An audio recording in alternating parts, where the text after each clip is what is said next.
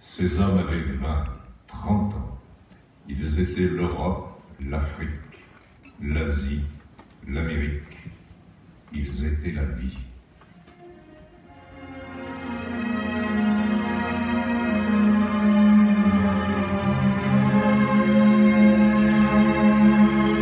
On ne peut saisir l'horreur profonde de la Grande Guerre et comprendre le sacrifice de toute une génération sans se rendre à Verdun. 300 jours et 300 nuits de combat sans trêve. Plus de 300 000 morts et disparus, 400 000 blessés, français et allemands confondus. Ce mercredi 19 novembre, 45 élèves de première de l'institution Robin se sont plongés dans cette page particulièrement sombre de l'histoire de France. Pour cela, ils ont cheminé durant toute la journée sur les lieux emblématiques de la région de Verdun.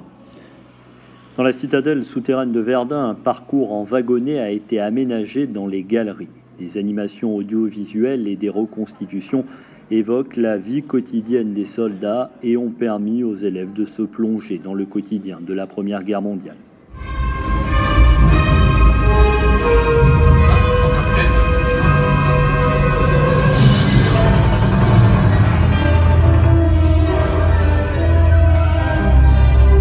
La citadelle souterraine de Verdun était un centre logistique durant la Première Guerre mondiale.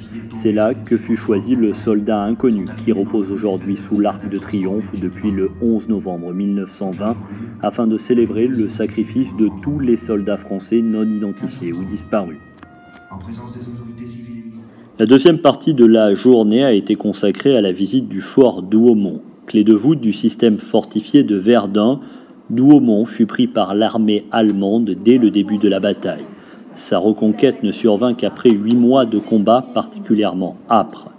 Aujourd'hui, les drapeaux français et allemands flottent côte à côte sur le fort et rappellent la tragédie et la mort commune des soldats des deux armées. Aujourd'hui, l'excellente guide de ce périple sur les champs de bataille a offert aux jeunes la possibilité de sortir des sentiers battus pour découvrir au cœur de la forêt les boyaux, sorte de mini-tranchées. Cette journée, pas tout à fait comme les autres pour les 45 élèves de première, s'est achevée sur le site du village de Fleury.